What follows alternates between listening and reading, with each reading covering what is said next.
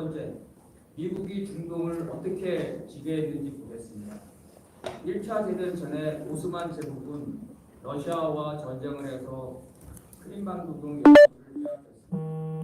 그래서 1차 대전 때 러시아에 대항하기 위해서 독일 편에 섰다가 1차 대전을 패배합니다. 바로 1차 대전 중에 영국이 오스만 제국을 점령하면서 지금의 사우디라든지 이런 팔레스타인 중동 지역을 오스만 제국으로 떠나기 위해서 분열 정책을 합니다. 그래서 그 결과가 1920년 세브르 조약에서 오늘날 중동이 만들어지게 된 겁니다.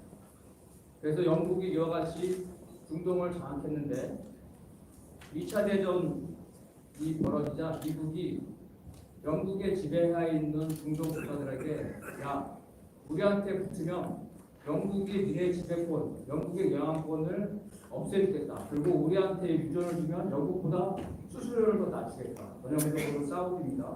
그래서 중동의 국가들이 영국으로부터 벗어나기 위해서 미국 편에 줄을 서게 됐습니다. 결정적으로 수에즈 운하 전쟁에서 영국과 프랑스가 이스라엘을 사주해서 이들이 공수부대 데리고 가지고 수에즈 운하 점령해서 이집트가 반격하면 우리가 가서 처치해주겠다 이렇게 약속해서 수에즈 전쟁을 시작했는데 겁도 없이 영국과 프랑스가 미국과 허락도 없이 했습니다. 당연히 미국이 건방진 놈들 그래? 우리는 소련이 전쟁에 개입해도 니들 안 도와줄 거야. 그래서 수에즈 운하가 막히면서 영국과 프랑스가 엄청난 타격을 입으면서 영국 정부가 무너지게 되면서 그 이후로 수에즈 운하 전쟁 이후로 영국과 프랑스는 완전히 미국에게 손을 들어서 완전히 미국이 중동을 지배하게 됩니다. 두 번째, 파시스트 이스라엘 정권이 어떻게 나타나는지 보겠습니다. 영국은 팔레스타인들에게 유대인을 부담시켜서 팔레스타인의 독립운동을 잔인하게 진압했습니다. 즉 유대인과 팔레스타인이 서로 싸우게 만들었고 그러면서 양측의 독립을 약속했습니다. 이스라엘이 독립전쟁을 하자 처음에는 소련이 이스라엘의 공동체가 소련의 사회주의가 유사하자 소련이 체포 무기를 동원해서 지원했는데요. 미국이 이거를 보고 안 되겠다고 소련을 제끼고 이스라엘에 지원을 해줍니다. 이스라엘에 대항했던 그 중동에 있는 사람들은 오히려 옛날에 영국 식민지였기 때문에 이스라엘 독립의 전쟁에 반대하는 중동 편에 있습니다. 그런데 바로 미국이 그걸 들어가가지고 이스라엘에 대한 독점적인 지위를 얻게 됩니다.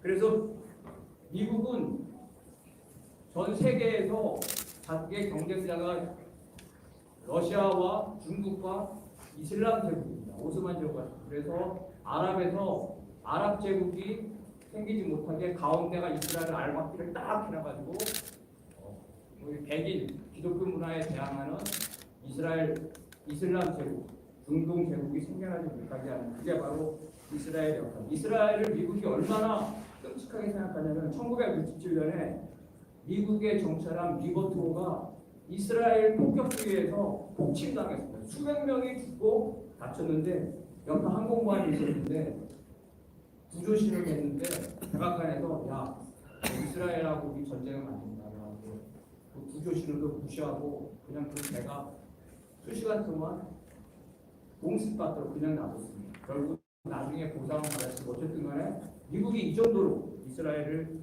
중시하고 있다는 겁니다.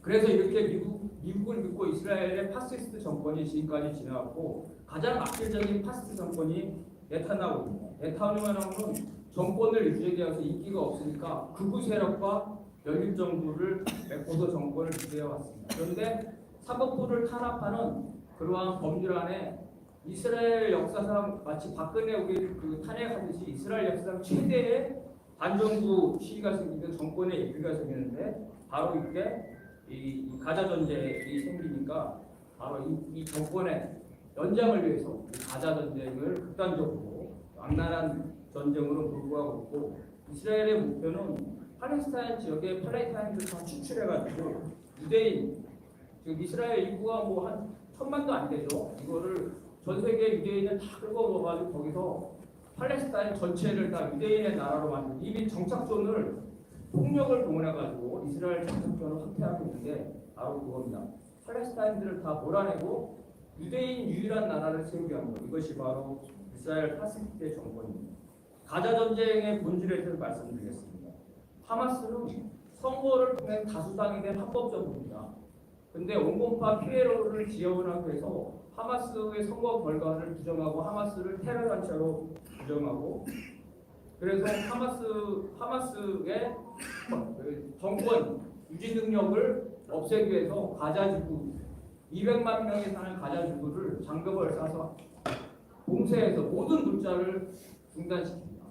그래서 200만 명이 아사시키는 그러한 집단 학살을 시작한 거고 바로 이때 벌써 가자 전쟁이 시작한 겁니다. 200만 명을 아사시키기 위해서 학살하기 위해서 모든 물자를 중단했던 바로 이러한 이스라엘의 이러한 전쟁에 대해서 우크라이나 전쟁이 일어나면서 미국이 약점을 보였습니다. 그래서 미국이 동유럽과 중동에서 두 개의 전선을 치기 어려운 난처한 지점에 쓰고 미국과 중국의 이러한 그 경쟁 관계에서 미국이 전선을 확대하기 어려운 조건을 활용을 해서 바로 이제 하마스가 문제 제기를 하기 위해서 공격을 한 겁니다.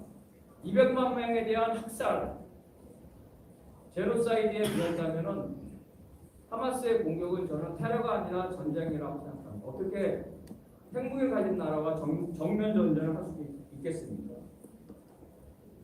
그래서 하마스는 자신의 문제 제기에 성공해서 이제 협상하고 싶습니다. 협상 회의 장소에서 나타났죠. 그런데 이스라엘은 유엔과 미국이 요구하는 두 개의 국가안마저도 거부하고 있습니다. 이스라엘의 여론은 80%가 네타냐후가 전쟁이 끝나면 빨리 퇴진해야 된다는 겁니다. 처음에는 전쟁으로 정권 인기가 상당히 올라갔지만 그 이후에 이스라엘 얼마 전에 나타났죠. 이스라엘은 자기들끼리 죽이죠.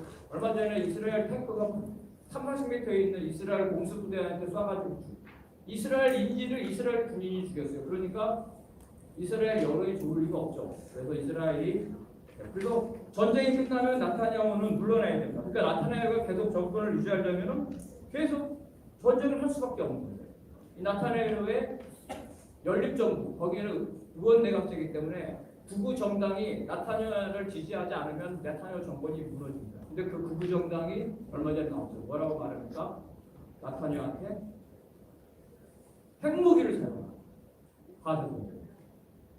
그 정도로 극우 파시스트 정권입니다. 그들이 그러면 왜 그렇게 큰 소리 치냐? 바로 미국의 지원이 있기 때문에.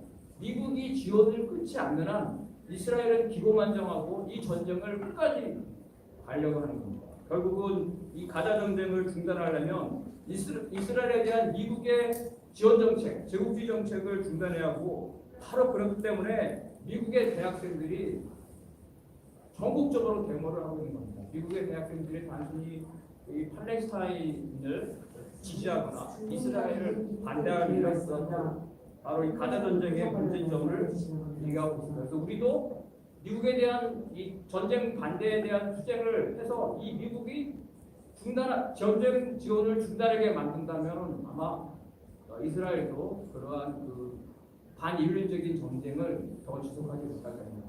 이상입니다.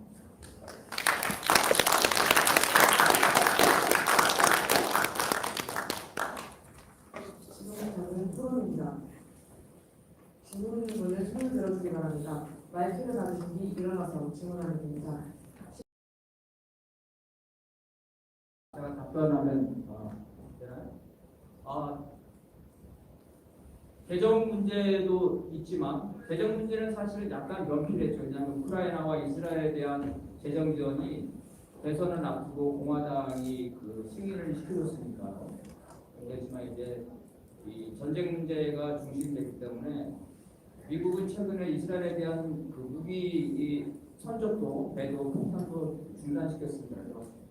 미국은 아까 말한 것처럼 우크라이나 전쟁과 이스라엘 전쟁 두 개의 전쟁을 하기 어렵기 때문에 이스라엘 전쟁을 중단해서 협상을 하고 싶어요. 근데 뭐냐면은 이스라엘이 물귀신 작전으로 가는 거죠. 그래서 그러면 왜 그러냐면은 미국이 이스라엘에 대한 그 정책이 전쟁 말로만 이스라엘한테 그러지 실제로는 그 강력한 반대, 전쟁에 반대하고 네타냐후를 강하게 하는 간단합니다.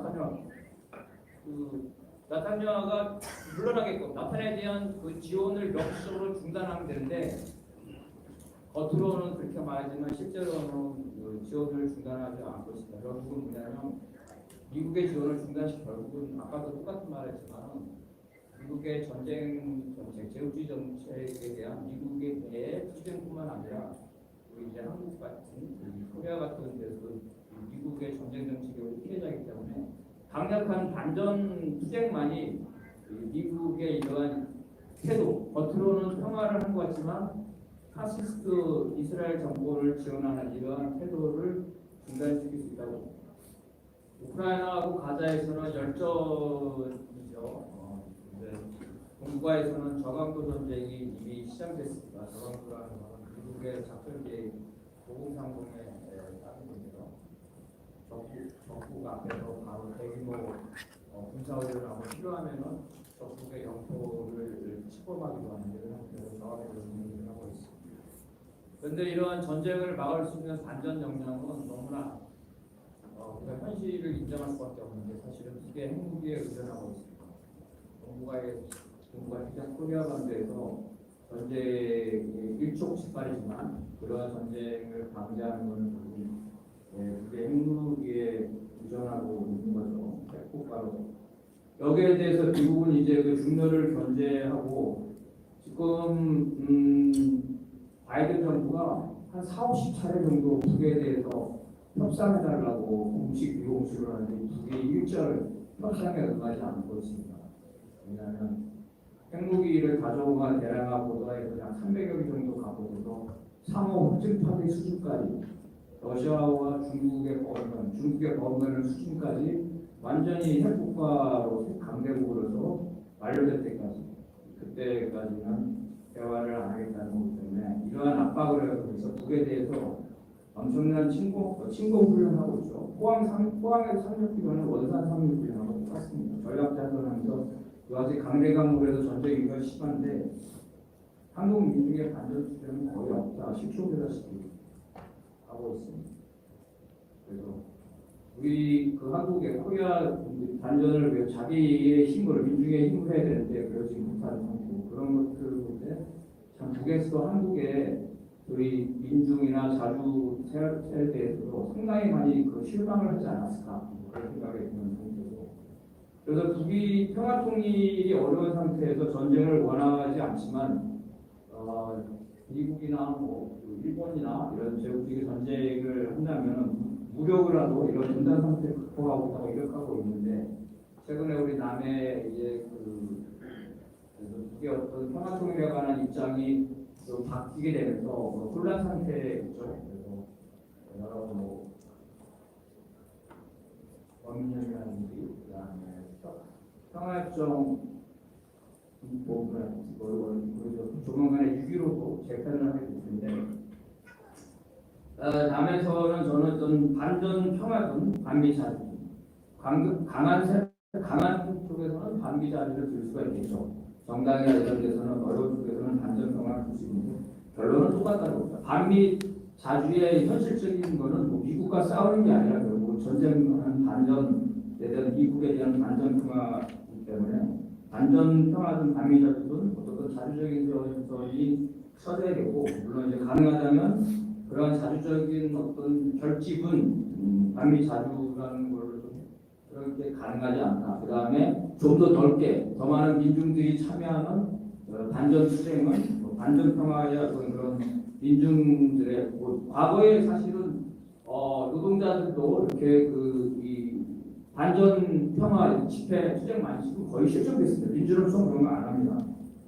그래서 우리 이제 경결한 반미자들을 내세우는 경결한 분들이 중심으로 해가지고 반전 평화까지 끌어가서 자주전선에서 나아가서 민중전선까지 가고 우리 진보정당이 있으니까 진보정당이 일본에 지출하는 거고 어쨌든 이게 정치 투쟁까지 갖고 가가지고 친미 친일 지금 미국은 신났어요. 윤석열 너무 좋아요. 너무 사랑하고 있습니다. 미국의 소위 방송을 보면 연일 윤석열을 칭찬하고 이렇게 훌륭한 지도자가 없다고 하고 있습니다. 이런 윤석열을 퇴진하는 정권 퇴진 수행하고 그래서 미국의 전쟁 정책에 하수위를 하고 있는 윤석열 정권을 퇴진시키는 길만 그러기 위해서 우리 남미 자주 간전 평화를 이끌어오는 분들이 이런 자주화 수행과 함께 정치 수행까지 같이 가야 된다. 노동자 민주화 이렇게 생각합니다.